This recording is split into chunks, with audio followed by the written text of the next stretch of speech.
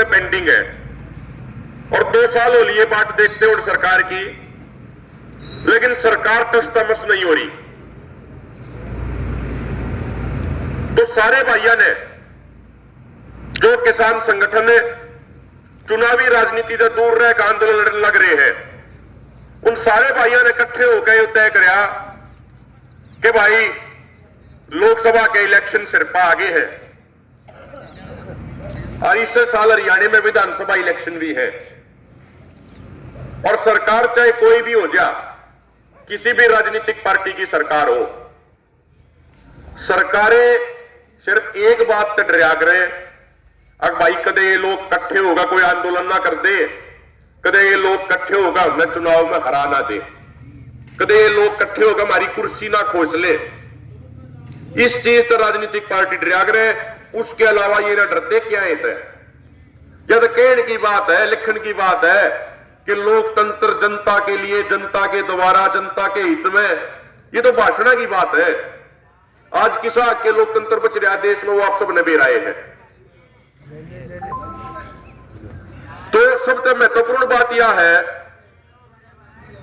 कि सबने यो तय किया कि भाई यो समय है सरकारों पर दबाव गिरने का। अगर ई बाबा करने होगा दबाव गिर देंगे तो अपनी बात मानी जाओगी, और नहीं तो कोई नहीं मानना अपनी बात। अगर मेरे बुजुर्गों ने ध्यान भी होगा, 2009 में जब 2009 वाले लोकसभा चुनाव होने थे, उस टाइम जमींदार भाइयों ने, किसानों ने बहुत बड़ी रैली करी दिल्ली में, और रैली की मांग यह थी भाई किसानों का कर्जा माफ करा जावे।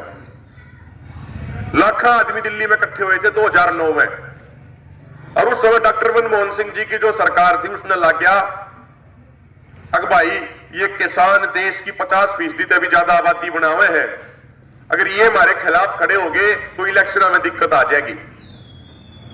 एक बार में एक साथ लगभग 70,000 करोड़ रुपया पूरे देश के किसानों का माफ उस समय आपने करवाया था। सारे मनुष्य ने कराया था, किसी नेता ने, किसी संगठन ने नहीं कराया। जो भाईचारे उस रैली खातर, संघर्ष करने खातर गए थे, उन सब ने मिलजुल कर कराया था। तो यो अपने द्वारा मौका है अपनी बात मनवाने का, यो मौका है अपनी मांग पूरी कराने का। तो जो सबने बातचीत करके तय किया कि भाई 13 फरवरी ने आपा दिल्ली चलेंगे। और अब की बार सिर्फ हरियाणा पंजाब नहीं, आपा 10 दिन स्पेशल दक्षिण भारत में रैली करके आए हैं। दक्षिण भारत के 50 से अधिक संगठनों ने यह बात कही कि भाई हरियाणा पंजाब के लोग भी फालतू लड़ाकू हैं और हमारी दिल्ली की दूरी भी बहुत घनी है। बोले हम ट्रैक्टर ट्रेली लेकर तो ना आ सकते, पर अपनी बस लेकर रेला में बैठकर हम सारे के सारे आवेंगे, चाहे कितना ही दूर राज्य हो। 1000, 1500, 1500 कम से कम किसान हमारे रहेंगे, चाहे आंदोलन 6 महीने चल जा। एक स्टेट के उनने नहीं कही भाई इतने आदमी हम आवेंगे। तब 20 तारीख ने केरल में पंचायत हुई, 21 ने तमिलनाडु में हुई, 23 ने कर्नाटक में हुई, फिर उसके बाद तेलंगाना, आंध्र प्रदेश में हुई। वे भी भाई का बढ़ चढ़ के हिस्सा ले होंगे। 26 नवंबर ने उड़ीसा में हुई। तो उड़ीसा जिसा जिला जिनका किसान बहुत ही ज्यादा गरीब है, वे भी न्यू कह रहे हैं बोला भाई हम भी 1000 किसान इनकी बार दिल्ली पहुंचेंगे। तो इनकी बार पूरे देश के किसान उन्हें दिखेंगे आपने। और उस 13 फरवरी की तैयारी खातर पंजाब में 3 बड़ी बड़ी महारैली करी गई। भाई वो अलग बात है कि मीडिया उन चीजों ने दिखाता कौन है, मीडिया सरकार की गोद में बैठा है।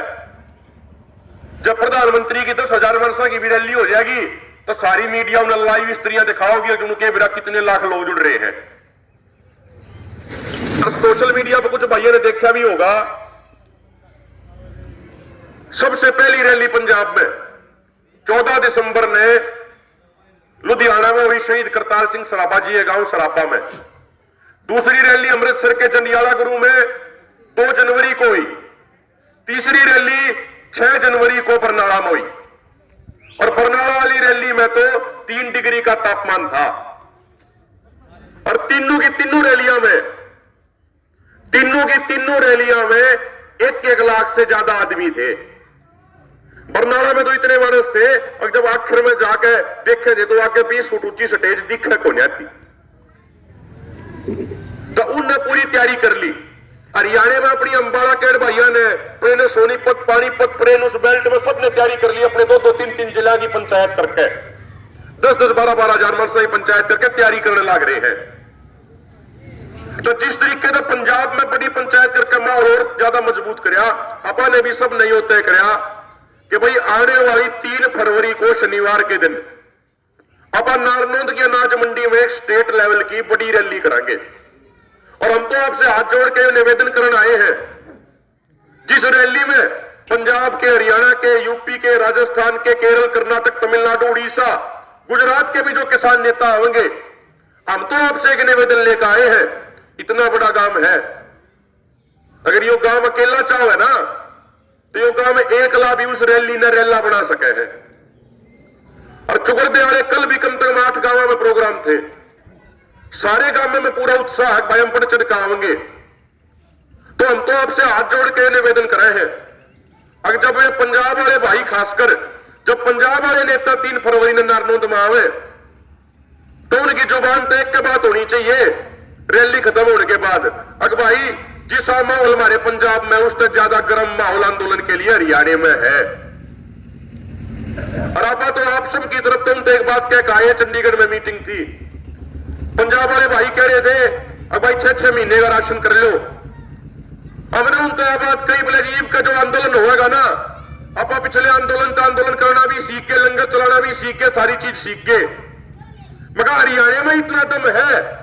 आप पंजाब से 1 लाख से छोटो जाओ, पंजाब से 10 लाख जमींदार भी आओगे ना तो आपने राशन लाने की जरूरत को नहीं, हरियाणा ही सारा का पेट भरेगा। और जो मांग है अपनी घनी लंबी चौड़ी मांग को ना, मेन 3 मांगा आंदोलन लड़ेंगे आप 3। इब की बार सरकार ने बहुत जल्दी घुटने बढ़ लिया देंगे।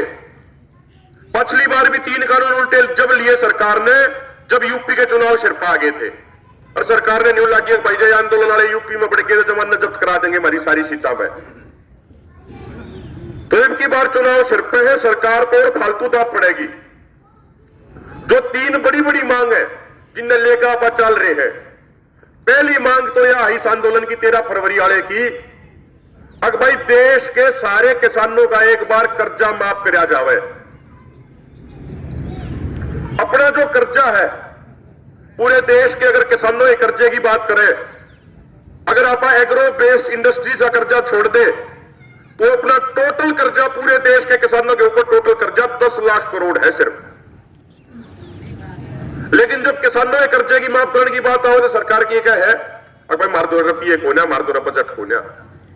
लेकिन इसे सरकार ने संसद के भीतर यह बात स्वीकार करी, अगर 2014 से लेकर 2022 तक 8 सालों में इस सरकार ने बड़े बड़े कॉर्पोरेट घरानों का, बड़ी बड़ी कंपनियों का 14,53,000 करोड़ रुपया माफ कर दिया। और उस 14,53,000 करोड़ में से 7,79,000 करोड़ तो सिर्फ 10-12 आदमियों का ही माफ कर दिया।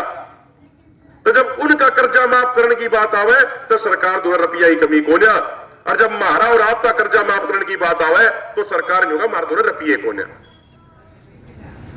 कारण क्या है, अकापा इकट्ठे नहीं होते, आप एकजुट नहीं होते।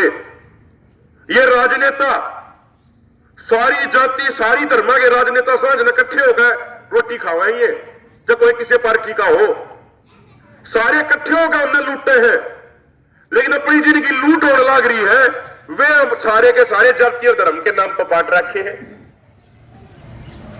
तो पहली जो मांग है वह यह है, भाई एक कलम तय सारे जमींदार का कर्जा एक बार माफ कराया जाए, चाहे किसी तरह का कर्जा हो। दूसरी मांग, भाई यो कर्जा हमारी कमी के कारण को ना चढ़िया, और भाई हमने मेहनत ना करी हो इसी बात को ना, यो कर्जा हमारे ऊपर इसलिए चढ़िया क्योंकि सरकार ने एक सिस्टम बना दिया, भाई जमींदार का जितना खर्चा हो फसल में उस तक घाट उसने कीमत दो। महाराष्ट्र का एक इलाका आपने ज्यादातर ने सुना होगा जिसको विदर्भ बोल रहे हैं। विदर्भ के इलाके में बहुत घनी आत्महत्या हुई, आज भी होने लग रही है जमींदारा की। तो 2004 में सरकार ने यह बात कही, एक आयोग बनाया जिसके कमीशन थे, जिसके हेड थे डॉक्टर एम एस स्वामीनाथन, उन तय बात कही अब भाई किसाना की आत्महत्या क्यों कर रुक सके है। तो उन्होंने अपनी रिपोर्ट दी 2007 में, और उस रिपोर्ट में कहा कि अगर किसानों की आत्महत्या रोकनी है तो जो इनका खर्चा आवे फसल में उसका 1.5 गुना करके इन्हें फसलों का भाव दे दो। 2007 से 2014 कांग्रेस की सरकार रही, उन्होंने रिपोर्ट को लागू नहीं किया। 2014 से पहला प्रधानमंत्री मोदी रूके मार मार के कहा करते, आज भी यूट्यूब पे इनके भाषण पा जाएंगे, अगर भाई जब हमारा राज आया तो पहली कलम तो जमींदार भाइयों ने स्वामीनाथन आयोग की रिपोर्ट देंगे।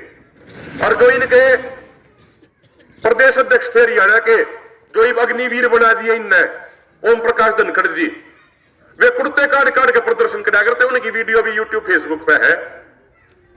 2014 से पहला जाडे में भी कुर्ते काट के प्रदर्शन कराया करते, अक भाई स्वामीनाथन आयोग की रिपोर्ट लागू करो, जमींदार भाइयों को 4000 रुपया क्विंटल गेहूं का भाव दो।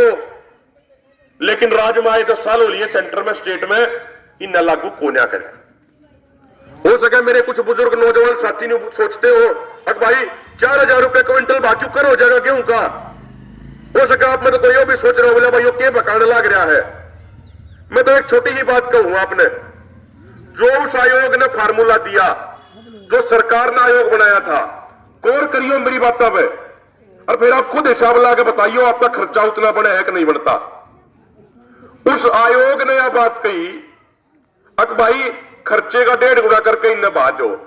और खर्चा कौन कौन सा जोड़ो, किसान की जमीन बेशक खुद की हो, फिर भी जो उसकी जमीन का किले का जो ठेके का रेट है वो 50,000 हो, 60,000 हो, 45,000 हो, 65,000 हो, कितना भी हो, जमीन बेशक किसान की खुद की हो, उसका ठेके का रेट उसके खर्चे में जोड़ा जावे।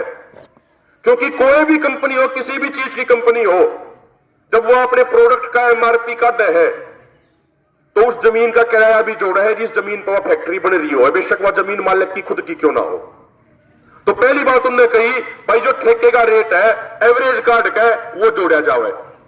दूसरी बात, जो आपका tractor, harrow, cultivator, rotavator, super seeder, जो भी आप राछ ले रहे हो, जो भी आप सामान ले रहे हो खेती का, एक साल में उसकी कीमत कितनी कम हुआ है वह कीमत भी खर्चे में जोड़ी जावे। मान लो हमारा ट्रैक्टर आज 8.5 लाख का है और एक साल पाछे कीमत घटेगी उसकी, वो मान लो 8 लाख का हो गया एक साल पाछे, तो जो 50,000 रुपये उसकी कीमत